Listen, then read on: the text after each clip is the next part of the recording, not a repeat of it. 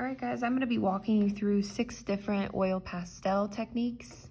And you can just do this in your sketchbook. So you all should have gotten a sketchbook when you join my class, so you can just open up to whatever page and practice these techniques in there, just so we're not wasting paper.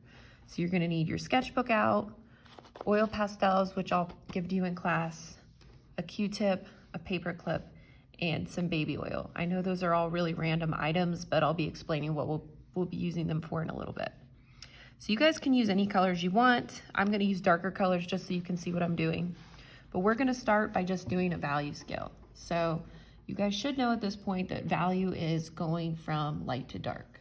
Okay, so I'm gonna start my value scale a little bit lighter. And then as I go to the middle, I'm gonna press a little bit harder.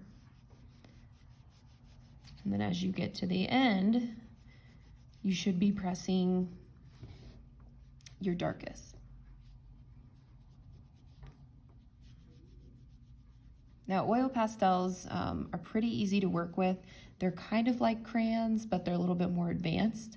So they do smudge really easily. For this project we're doing, you can actually use your fingers if you want to. I used mine a lot, but you're just gonna run your fingers over to make your texture a little smoother.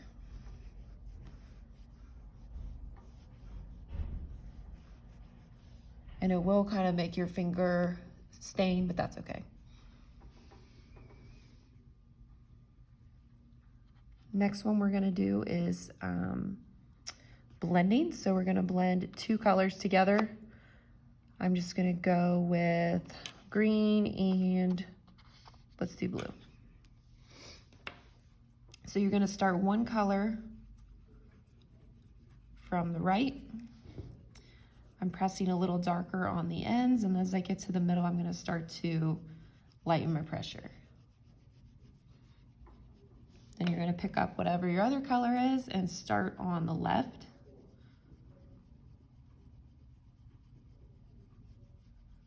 I'm going darker, then I'm gonna get lighter as I go to the middle. Now, when you blend these 2 together, you wanna make sure that you're overlapping. So you may have to use your other color again. Now you can leave them like this, or like I did in the last technique, you can use your finger to blend this and make it smoother.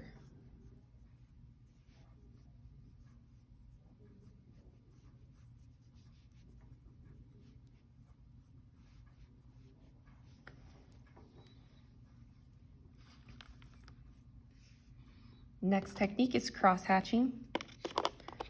So if you have me for art 2, you probably already know what cross hatching is, but it's basically when you're putting a bunch of lines. You can go any way you want. You could go diagonal, up and down, you could go side to side, and then you're going to be adding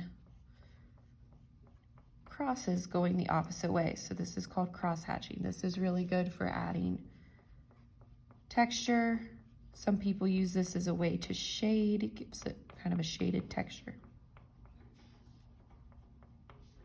You could do more than one color, so I could take some purple.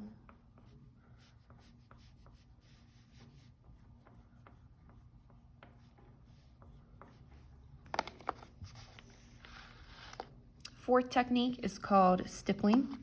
So stippling is basically when you're applying color by just putting a bunch of dots. Now let's say I'm trying to do an area that has a shadow. I would just put my dots closer together. And then if I'm doing an area that's maybe a little lighter, I could put my dots further apart. So you want to make sure you're not like slamming the oil pastels on the paper, you're just gently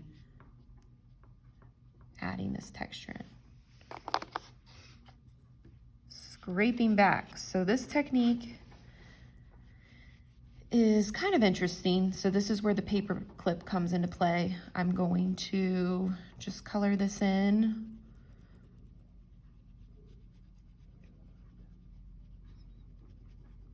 And then I'm going to use my paper clip to actually scrape back some of that oil pastel. Now this would be good, let's say maybe you accidentally went too dark with your oil pastel. You could scrape this to then make it lighter, or it's good for adding texture.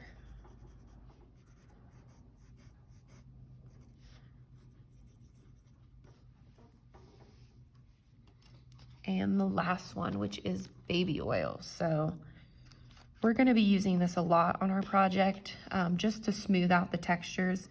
So basically, you can kind of do whatever you want here. I'm just gonna maybe do like an ombre.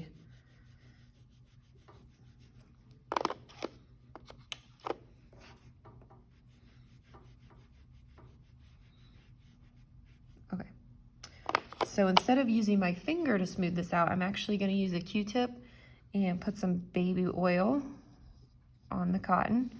And I'm just gonna use this to blend out any rough marks, blend out between different shades of color.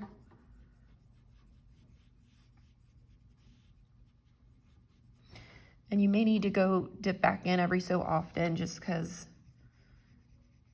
you're gonna lose some of that oil.